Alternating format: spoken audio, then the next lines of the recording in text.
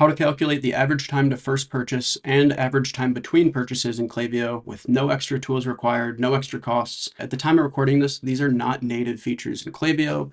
And the reason that these matter is because you want your email marketing to send during times that are most likely to influence a conversion. And so what I mean by average time to first purchase is the time between someone subscribing via a pop-up or sign-up form and the time that they purchase. And so why do these matter? Why should you care about the average time between purchases and the average time to first purchase? It's so that your emails are both timely and relevant, essentially to improve the efficacy or the odds that your email marketing will influence a sale and have a net positive result. You want to be able to trigger flows during time periods most likely to influence a conversion. So for the welcome flow, you look at average time to first purchase because most welcome flows send out over the course of like multiple days, sometimes even like 1 to 2 weeks.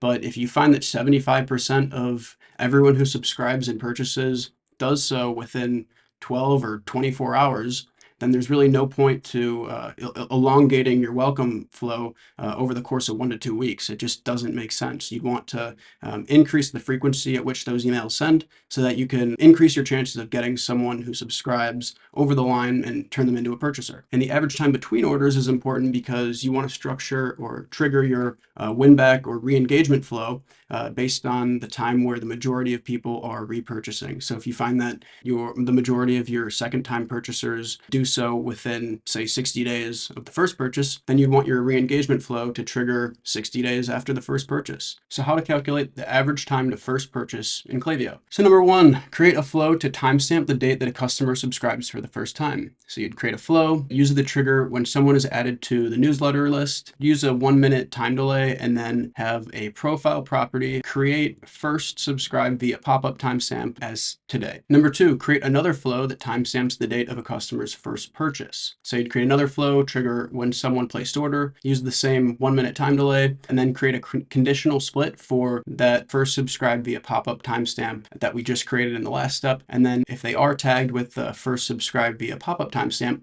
they'll go down the yes path and then also be tagged with another profile property for create first order date timestamp as today. And so you'd add the conditional split properties about someone, and then first subscribe via pop-up timestamp is set. And that means that for anyone who's been tagged with the profile property for first subscribe date, then they'll also be tagged with the date of their first purchase. Number three, build a segment of profiles who have both timestamps set or tagged to their profile. Number four, export the CSV of that segment from step 3 with the following properties selected to include email, first subscribe via pop-up timestamp, and first order date timestamp. And when you have those 3 selected, just export the CSV.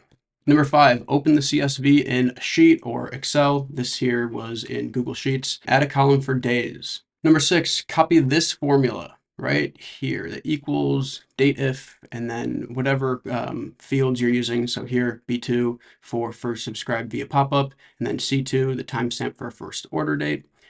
So use that formula, paste it right in under the days, and use that to calculate the days between the subscription date and the first purchase date. You can just drag it down in the sheet, and then it will dynamically populate in each cell for each profile. And then number 7, just take the average time to first purchase. You can create another column here and just have the average for all the days in that column. And then how to calculate average time between purchases in Klaviyo. It's fairly similar.